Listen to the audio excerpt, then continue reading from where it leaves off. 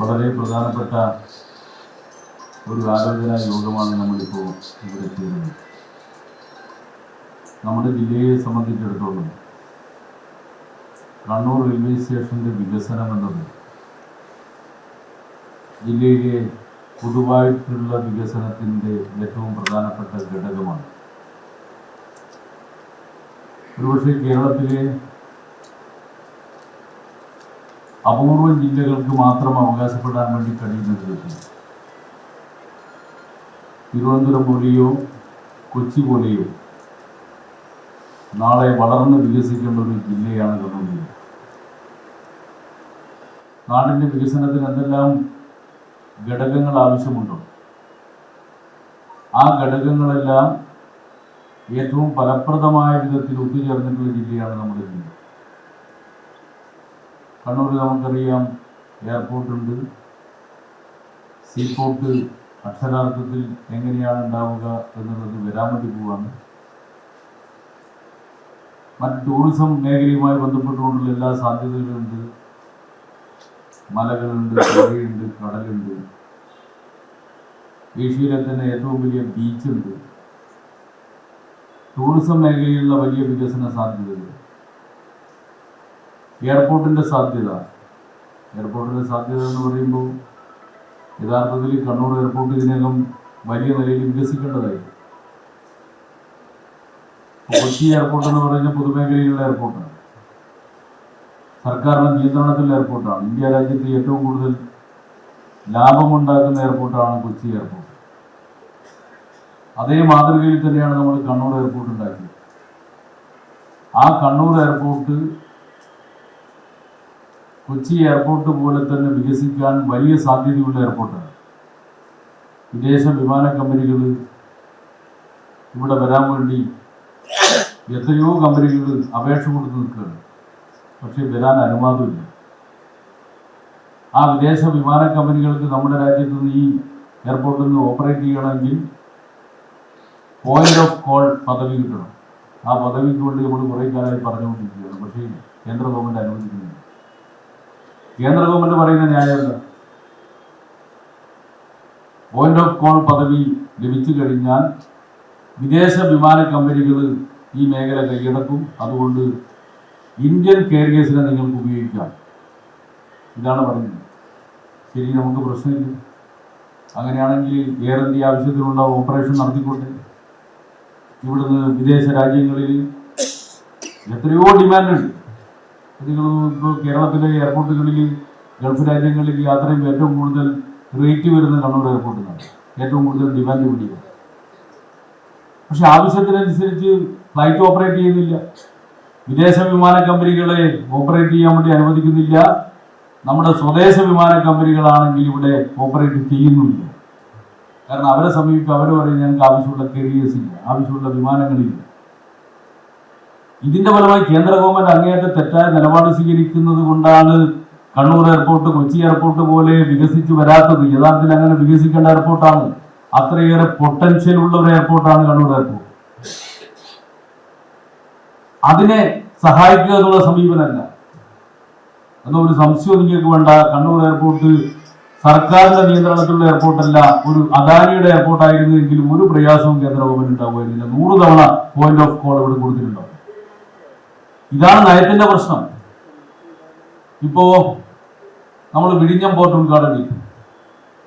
വിഴിഞ്ഞം പോർട്ടിന്റെ മാതൃകയിൽ അത്രത്തോളം എത്തൂല്ലെങ്കിലും, അത്രത്തോളം പ്രകൃതി നമ്മളെ അനുഗ്രഹിച്ചില്ലെങ്കിൽ പോലും അതിന്റെ മാതൃകയിൽ ഈ കേരളത്തിലെ രണ്ടാമത്തെ ഏറ്റവും വലിയ പോർട്ട് വരാൻ വേണ്ടി പോകുന്ന ജില്ലയാണ് കണ്ണൂർ ജില്ല. നമ്മളിപ്പം പറയുന്ന അഴീക്കൽ പോർട്ട് ഉണ്ടല്ലോ, ആ അഴീക്കൽ പോർട്ടല്ല യഥാർത്ഥ പോർട്ട്. അതിനുവേണ്ടി ഒരു കമ്പനി ഉണ്ടാക്കിയിട്ടുണ്ട്. മലബാർ പോർട്ട് എന്ന് പറയുന്ന കമ്പനി ഉണ്ടാക്കിയിട്ടുണ്ട്. നമ്മുടെ പഴയ ചീഫ് സെക്രട്ടറി എൽ രാധാകൃഷ്ണനാണ് അതിന്റെ ചെയർപേഴ്സൺ, അതിന്റെ MD, ചെയർപേഴ്സൺ മുഖ്യമന്ത്രി. ആ സീപോർട്ട് നിർമ്മിക്കുന്നതിന് വേണ്ടിയുള്ള പ്രോജക്റ്റ് പൂർണ്ണമായും തയ്യാറായിട്ടുണ്ട്. സർക്കാർ അത് അംഗീകരിച്ചു കഴിഞ്ഞിട്ടുണ്ട്. അതിന്റെ നിർമ്മാണത്തിന് വേണ്ടിയുള്ള എക്സ്പ്രഷൻ ഓഫ് ഇൻട്രസ്റ്റ് വിളിക്കുന്നതിന് വേണ്ടിയുള്ള തീരുമാനം ക്യാബിനറ്റ് എടുത്തു കഴിഞ്ഞിട്ടുണ്ട്. അങ്ങനെ എടുത്തു കഴിഞ്ഞപ്പോൾ അതിലുള്ള ചില വ്യവസ്ഥകൾ സംബന്ധിച്ച് ചില തർക്കങ്ങളൊക്കെ വന്നതുകൊണ്ട് വീണ്ടും ഒരു തവണ കൂടി ഒരുപക്ഷെ ക്യാബിനറ്റിലേക്ക് വരേണ്ടി വന്നേക്കാം. ഞാൻ പറയുന്നത് വിഴിഞ്ഞം പോർട്ട് കഴിഞ്ഞാൽ രണ്ടാമത്തെ പോർട്ട് വരാൻ വേണ്ടി പോകുന്ന ജില്ലയാണ് കണ്ണൂർ ജില്ല. മലബാർ പോർട്ടിന്റെ പ്രോജക്റ്റ് ഏതാണ്ട് വിഴിഞ്ഞം പോർട്ടിന് സമാനമായിട്ടുള്ള പ്രോജക്റ്റാണ്. ഇപ്പോൾ ഉള്ളത് നാളെ ഹാർബറായി മാറും. ഇപ്പോൾ ഉള്ള തൽക്കാലമുള്ള അടീക്കൽ പോർട്ട് എന്ന് പറയുന്നത് ഒരു ഹാർബറായിട്ട് മാറുകയാണ്. ഈ യഥാർത്ഥ പോർട്ട് വരാനിരിക്കുന്നേ ഉള്ളൂ. അപ്പോൾ കണ്ണൂരിനെ സംബന്ധിച്ചിടത്തോളം എയർപോർട്ട് ഉണ്ട്. ഈ കേരളത്തിലെ ഏറ്റവും നല്ല സീ പോർട്ട് വരാൻ വേണ്ടി പോകുന്ന ഒരു ജില്ലയാണ് കണ്ണൂർ ജില്ല. അതിനപ്പുറം മുഴപ്പിലങ്ങാട് ബീച്ച് കഴിഞ്ഞ ദിവസം നിങ്ങളെല്ലാവരും കണ്ടിട്ടുണ്ടോ? ആ ബീച്ചിന്റെ ഒന്നാം ഘട്ട വികസനം അത് ഇപ്പൊ നടന്ന വികസനത്തിന്റെ 3 ഇരട്ടി വികസനം ഇനിയും വരാനിരിക്കുന്നേ ഉള്ളൂ. ഒന്നാം ഘട്ട വികസനം മാത്രമേ നടന്നിട്ടുള്ളൂ. അപ്പോഴേക്ക് അവിടെയുള്ള ഒരു ടൂറിസം ആകർഷണം എത്ര വലിയ നിലയിലാണ് നിങ്ങളൊന്ന് ആലോചിച്ചു. ഏഷ്യയിലെ തന്നെ ഏറ്റവും വലിയ ബീച്ചാണ്, ഏറ്റവും വലിയ ഡ്രൈവിംഗ് ബീച്ചാണ് മുഴപ്പിലങ്ങാടുള്ളത്. അതിന്റെ ഭാഗമായി ടൂറിസം മേഖലയിൽ ഉണ്ടാകുന്ന വികസനം, നമ്മുടെ മലകള്, പുഴകള്, കടലിന്റെ സാധ്യതകൾ, ഇതെല്ലാം ചേർത്തുകൊണ്ട് കണ്ണഞ്ചിപ്പിക്കുന്ന വികസനം വരാൻ വേണ്ടി പോകുന്ന ജില്ലയാണ് ഈ കണ്ണൂർ ജില്ല. അവിടെയും തീർന്നില്ല. അപ്പൊ നമ്മുടെ IT പാർക്കുകൾ എന്ന് പറയുമ്പോൾ നമ്മുടെയൊക്കെ മനസ്സിൽ കൊച്ചിയും തിരുവനന്തപുരവും മാത്രമേ നമ്മുടെയൊക്കെ തലയിൽ കീറുള്ളൂ. ഒരല്പം കോഴിക്കോടും വന്നിട്ടുണ്ട്. പക്ഷേ ഈ കൊച്ചിയുടെയും തിരുവനന്തപുരത്തിന്റെ സ്ഥാനത്ത് ഒരുപക്ഷെ അതിനേക്കാൾ വലിയ സ്ഥാനത്തേക്ക് കണ്ണൂർ മാറാൻ പോവുകയാണ്. നമ്മുടെ കേരളത്തിലെ തന്നെ ഏറ്റവും പ്രധാനപ്പെട്ട IT പാർക്കുകളിൽ ഒരു IT പാർക്ക് ഈ കണ്ണൂരിൽ വരാൻ വേണ്ടി പോവുകയാണ്. അതിന്റെ പ്രോജക്റ്റായി ഭൂമി ഏറ്റെടുക്കൽ നടപടികൾ ഏതാണ്ട് പൂർത്തിയായി, നഷ്ടപരിഹാരം കൊടുത്തുകൊണ്ടിരിക്കുകയാണ്. ഇനി IT പാർക്ക് നിർമ്മാണത്തിലേക്ക് പോവുകയാണ്. അവിടെയും തീർന്നില്ല. ഈ കേരളത്തിൽ നമ്മൾ ഉണ്ടാക്കുന്ന പ്രധാനപ്പെട്ട സയൻസ് പാർക്കുകളിൽ ഒരു സയൻസ് പാർക്ക് വരാൻ വേണ്ടി പോകുന്ന ഈ കണ്ണൂരാണ്. ഇന്റർനാഷണൽ ആയുർവേദ റിസർച്ച് സെന്റർ വരാൻ വേണ്ടി പോകുന്നത്, അതിന്റെ നിർമ്മാണ പ്രവൃത്തി നടന്നുകൊണ്ടിരിക്കുകയാണ്. അതും കണ്ണൂരാണ്. അപ്പൊ കണ്ണൂർ എന്ന് പറഞ്ഞാൽ ഒരു 5-8 വർഷം മുമ്പുള്ള കണ്ണൂരല്ല ഇപ്പോൾ ഉള്ള കണ്ണൂർ. മാറിക്കൊണ്ടിരിക്കുന്ന കണ്ണൂർ എന്ന് പറയുന്നത് കേരളത്തിന്റെ വികസന ഭൂപടത്തിൽ നേരത്തെ നമുക്ക് ഇടമുണ്ടായിരുന്നില്ല എങ്കിൽ ഇപ്പോഴ് വളരെ കൃത്യമായ ഇടം ലഭിക്കുന്ന ഒരു ജില്ലയായിട്ട് കണ്ണൂർ ജില്ല മാറിയിട്ടുണ്ട്. നമ്മുടെ നാട്ടിലെ ഏറ്റവും വലിയ കോർപ്പറേഷനുകളെ പോലെ ഒരു പ്രധാനപ്പെട്ട കേന്ദ്രമായി കണ്ണൂർ ജില്ല മാറിയിട്ടുണ്ട്. അപ്പോൾ ഒരു 10-15 വർഷം കൊണ്ട് കണ്ണൂർ എങ്ങനെയാണ് മാറാൻ വേണ്ടി പോകുന്നത് എന്നതിന്റെ ഒരു ചുരുക്കം കാര്യം മാത്രമേ ഞാൻ നിങ്ങളുടെ മുമ്പാകെ പറഞ്ഞിട്ടുള്ളൂ. അങ്ങനെ മാറാൻ വേണ്ടി പോകുന്ന കണ്ണൂരിൽ അതിന്റെ കണ്ണൂർ ആസ്ഥാനമായി വരുന്ന ഒരു എയർപോർട്ട്, ഒരു റെയിൽവേ സ്റ്റേഷൻ എന്ന് പറയുന്നത് നാളെ എത്രമാത്രം വികസിക്കേണ്ടി വരും. ഇപ്പൊ തന്നെ ശ്വാസം മുട്ടുകയാണ്. ആ ശ്വാസം മുട്ടലിനിടയിൽ ഈ കണ്ണൂരിലെ റെയിൽവേ സ്റ്റേഷനെ എങ്ങനെ ഫലപ്രദമായി വികസിപ്പിക്കാൻ വേണ്ടി കഴിയുമെന്ന് ചിന്തിക്കുന്നതിന് പകരം റെയിൽവേ സ്റ്റേഷൻ വികസനത്തിന്റെ പ്രവർത്തനം ഇപ്പോ പലയിടങ്ങളിൽ നടക്കുന്നുണ്ട്. കോഴിക്കോട് ഏതാണ്ട് 450 കോടി രൂപയുടെ വികസനം നടക്കുന്നതെന്നാണ് ഞാൻ മനസ്സിലാക്കുന്നത്.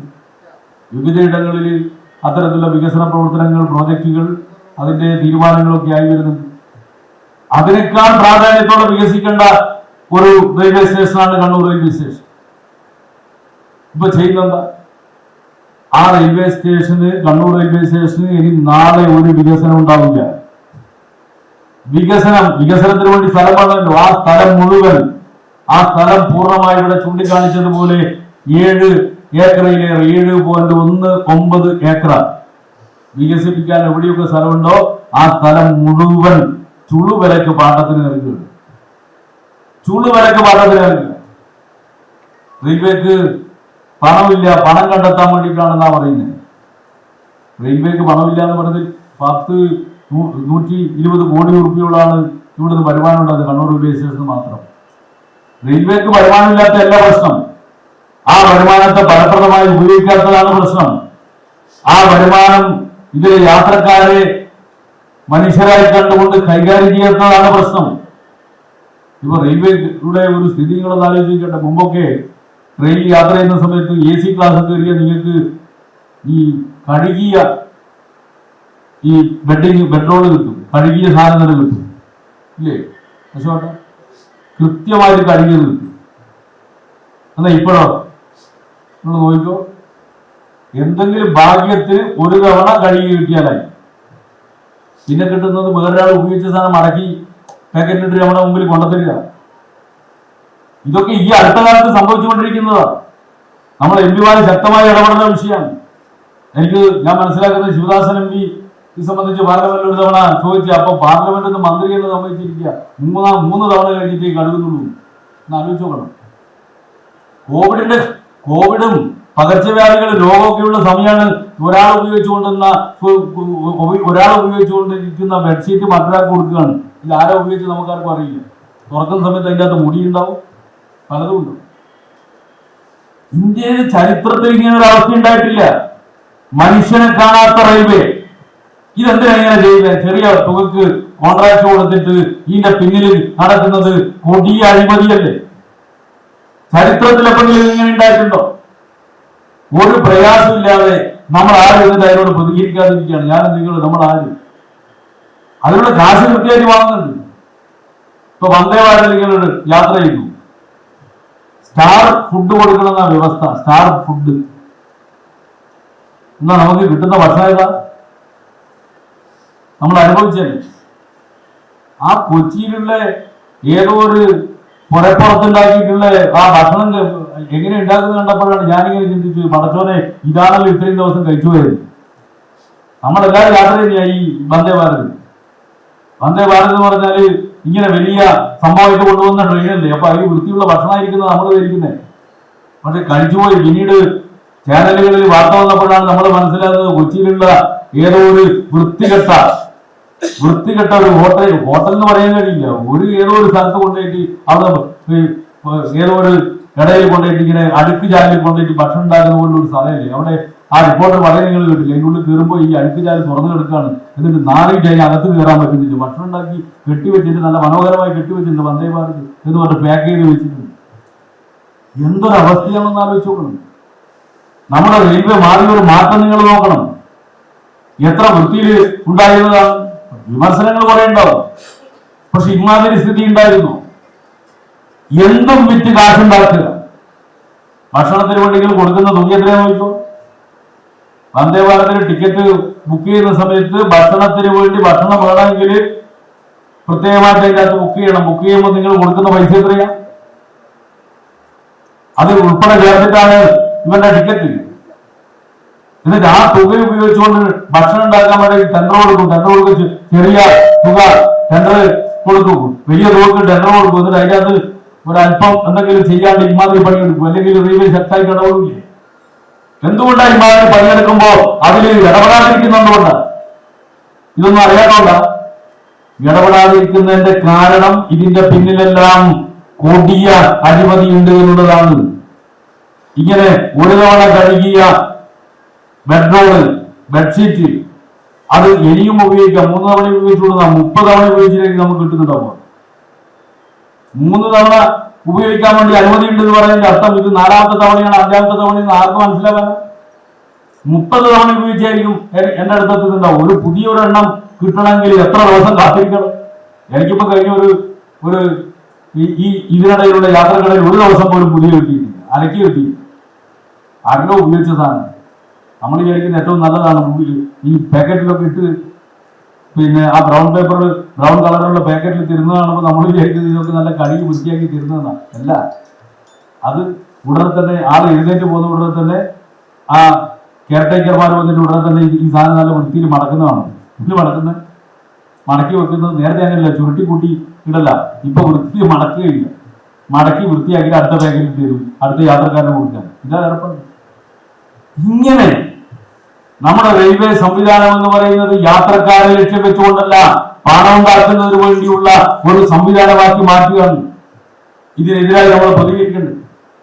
അതിന്റെ ഭാഗമായിട്ടല്ലേ, അല്ലെങ്കിൽ തലക്ക് വെളിവുള്ള ആർക്കെങ്കിലും ഇമാതിരി ഒരു തീരുമാനം എടുക്കാൻ പറ്റും? നാളത്തെ ഒരു 10, 25, 30 കൊല്ലം അങ്ങോട്ട് കണ്ടിട്ട് വരാൻ വേണ്ടി പോകുന്ന വികസനം എന്താണെന്ന് കണ്ടിട്ട് ആ വികസനത്തിന് വേണ്ടി എന്തൊക്കെ വേണ്ടി വരുമെന്നുള്ളത് കണ്ടിട്ടുള്ള നിലപാടെടുക്കേണ്ടതിന് പകരം ഒരു വിഷമവുമില്ലാതെ ഒരു പ്രയാസമില്ലാതെ ഈ റെയിൽവേ സ്റ്റേഷന്റെ തൊട്ടടുത്തുള്ള നഗരത്തിലെ ഏറ്റവും പ്രധാനപ്പെട്ട കണ്ണായ ഭൂമി 9.17 ഏക്കർ ഭൂമി നേരെ പാട്ടത്തിന് കൊടുത്തിരിക്കുക. ചുളുവിലക്ക് പാട്ടത്തിന് കൊടുക്കുന്നതിന്റെ ഒരു സ്ഥിതി എന്താ? ഇപ്പൊ നമ്മുടെ നാട്ടിൽ നോക്കിയാൽ പാട്ടത്തിനെടുത്തുള്ള കുറെ ഭൂമിയാണ് പലരും ഒരു 30 വർഷം മുതൽ 90 വർഷം വരെ പാട്ടത്തിനെടുത്തിട്ടുണ്ട്. പാട്ടത്തിനെടുത്താൽ പിന്നെ ഒരിക്കലും അത് സർക്കാരിന് കിട്ടില്ല, അത് പിന്നെ അവിടെ കിടക്കും. ഏതെങ്കിലും പാട്ടത്തിന് നാടിന് വരെ പാട്ടത്തിന് കൊടുത്ത ഏതെങ്കിലും ഒരു ഭൂമി സർക്കാരിലേക്ക് തിരിച്ചു വന്നിട്ടുള്ള ഒരു ചരിത്രമുണ്ട്, അനുഭവമുണ്ട്. പാട്ടത്തിന് കൊടുത്തു എന്ന് പറയുന്നതിന്റെ അർത്ഥം ഈ കമ്പനിയുടെ കയ്യിൽ എന്നും ആയതാണ്, പിന്നെ തിരിച്ചു പിടിക്കാൻ കഴിയില്ല. അങ്ങനെ അനുഭവം.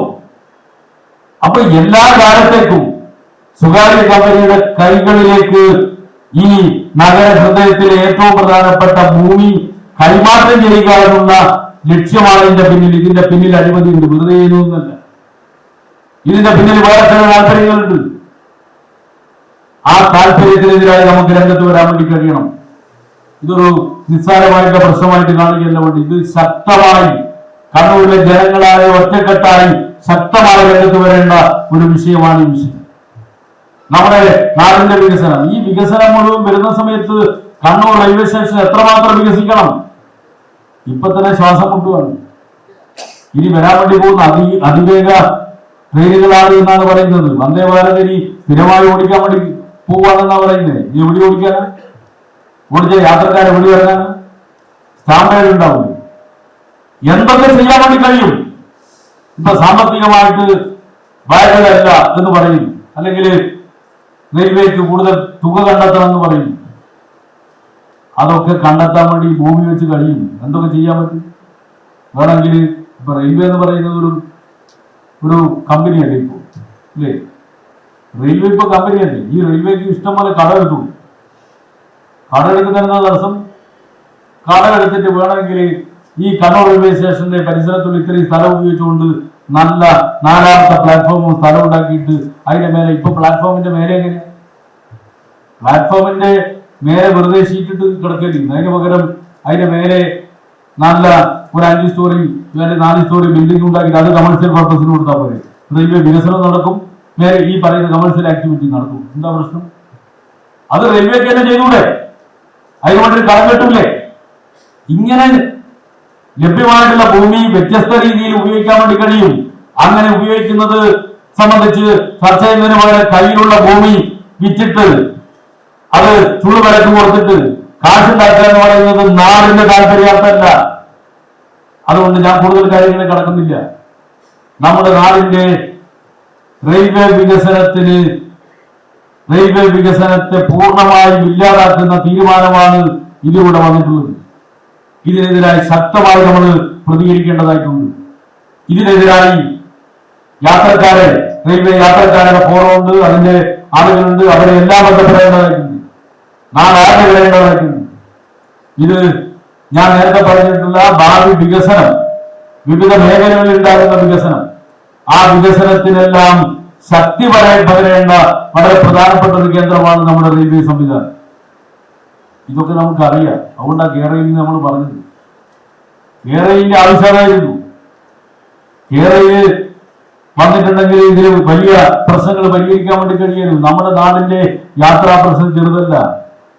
അതിവേഗ ദ്രുതഗതിയിൽ വികസിക്കുന്ന ഒരു സംസ്ഥാനമായിട്ട് നമ്മുടെ കേരളം മാറിയിട്ടുണ്ട്. ഇന്ത്യയിലെ മറ്റേത് സംസ്ഥാനങ്ങളെക്കാളും ദ്രുതഗതിയിൽ മാറിക്കൊണ്ടിരിക്കുന്ന വികസിക്കുന്ന സംസ്ഥാനമാണ് നമ്മുടെ സംസ്ഥാനം. ഏറ്റവും പുതിയ കേന്ദ്രങ്ങളിൽ ഇപ്പൊ ഇന്ത്യയിൽ തന്നെ ഏറ്റവും ആദ്യത്തെ ഗ്രാഫീൻ ഇന്നൊവേഷൻ സെന്റർ സ്ഥാപിച്ചിട്ടുള്ള സംസ്ഥാനം നമ്മുടെ കേരള. ഇന്ത്യയിൽ നമ്പർ 1 ഗ്രാഫീൻ ഇന്നൊവേഷൻ. ഗ്രാഫീൻ എന്ന് പറഞ്ഞാൽ നാളത്തെ ലോഹമാണ്. ഇരുമ്പല്ല ഇനി പോകാൻ പോവാണ്, ഇരുമ്പല്ല അവസാനിക്കാൻ പോവാണ്. പൊട്ടാത്ത അത്രയധികം കരുത്തുള്ള ലോഹം, അതാണ് ഗ്രാഫീൻ. ആ ഗ്രാഫീൻ എന്ന് പറഞ്ഞാൽ ഈ തീരെ ഭാരമില്ലാതെ വെയിറ്റില്ലാത്ത ലോഹം, അതിന് ഉണ്ടാക്കുന്നതിന് വേണ്ടി ഇന്നൊവേഷൻ സെന്റർ ഏറ്റവും ആദ്യം സ്ഥാപിച്ച കേരളത്തിൽ, ഏറ്റവും ആദ്യത്തെ ഡിജിറ്റൽ യൂണിവേഴ്സിറ്റി ഉണ്ടാക്കുന്നത് കേരളത്തിൽ, ഏറ്റവും ആദ്യത്തെ സ്പേസ് പാർക്ക് ഉണ്ടാക്കുന്നത് കേരളത്തിൽ. അങ്ങനെ മാറിക്കൊണ്ടിരിക്കുകയാണ് ഭാവി വികസനം. കേരളത്തിലെ വികസനം എന്ന് പറഞ്ഞാൽ മറ്റു സംസ്ഥാനങ്ങളിലും വ്യത്യസ്തമായ പുതിയ മേഖലകളിലേക്ക് വിജ്ഞാന സമൂഹം ഉണ്ടാക്കിക്കൊണ്ട് ഒരു വിജ്ഞാന സമ്പദ് വ്യവസ്ഥയായി കേരളം മാറിക്കൊണ്ടിരിക്കുന്നു. അങ്ങനെ മാറിക്കൊണ്ടിരിക്കുമ്പോൾ നാടിന്റെ പശ്ചാത്തല സൗകര്യമാകെ വികസിച്ചുകൊണ്ടിരിക്കുമ്പോൾ ഇപ്പോ നമ്മൾ കാണുന്നില്ലേ ദേശീയപാത. ഇങ്ങനെ വികസിക്കുമ്പോൾ മുരടിച്ച് ബ്രിട്ടീഷുകാരുടെ കാലഘട്ടത്തിലുള്ളത് പോലെ കിടക്കേണ്ട ഒന്നായിട്ട് നമ്മുടെ റെയിൽവേ സ്റ്റേഷൻ മാറാൻ പാടില്ല. അത് മാറാതിരിക്കണമെങ്കിൽ ഈ ഭൂമി കൈമാറ്റം ചെയ്യാൻ വേണ്ടി പാടില്ല. അതുകൊണ്ട് ശക്തമായ ചെറുത്തുനിൽപ്പ് കണ്ണൂരിലെ ജനതയാകെ സംഘടിപ്പിച്ചുകൊണ്ട് നമുക്ക് നടത്താൻ വേണ്ടി കഴിയണം. അതിന്റെ തീരുമാനങ്ങൾ നമുക്ക് എടുക്കാൻ വേണ്ടി കഴിയണം. അതിനാവശ്യമായ ഇടപെടൽ നമുക്ക് നടത്താൻ വേണ്ടി കഴിയണം. അതിന് നമ്മളെല്ലാവരും വ്യത്യസ്തങ്ങളായിട്ടുള്ള പരിപാടികളിലൂടെ ഒറ്റക്കെട്ടാൽ വിവിധ പദ്ധതികൾ പ്രക്ഷോഭ പരിപാടികൾ സംഘടിപ്പിച്ചുകൊണ്ട് ബന്ധപ്പെട്ടവരെ ആ ഭൂമി സംരക്ഷിക്കുന്നതിന് വേണ്ടിയുള്ള റെയിൽവേ ഭൂമി സംരക്ഷിക്കുന്നതിന് വേണ്ടിയുള്ള ഒരു സമിതി രൂപീകരിച്ചുകൊണ്ട് അതിനുവേണ്ടി തുടർച്ചയായ പ്രക്ഷോഭം സംഘടിപ്പിച്ചുകൊണ്ട് നമുക്ക് നമ്മുടെ നാടിന്റെ കണ്ണൂർ നഗരത്തിലെ റെയിൽവേ വികസനം ഉറപ്പുവരുത്താൻ വേണ്ടി, നമ്മുടെ റെയിൽവേ സ്റ്റേഷന്റെ വികസനം ഉറപ്പുവരുത്താൻ വേണ്ടി ഇടപെടാൻ വേണ്ടി കഴിയണമെന്ന് മാത്രം നിങ്ങളോട് അഭ്യർത്ഥിച്ചുകൊണ്ട് അതിന് നമുക്ക് എല്ലാവർക്കും ഒന്നിച്ചു നിൽക്കാമെന്ന് പറഞ്ഞുകൊണ്ട് ഈ യോഗത്തിൽ പങ്കെടുത്തുകൊണ്ടിരിക്കുന്ന മുഴുവൻ ആളുകളെയും ഊഷ്മളമായി അഭിവാദ്യം ചെയ്തുകൊണ്ട് ഞാൻ അവസാനിപ്പിക്കുന്നു. അഭിവാദ്യം.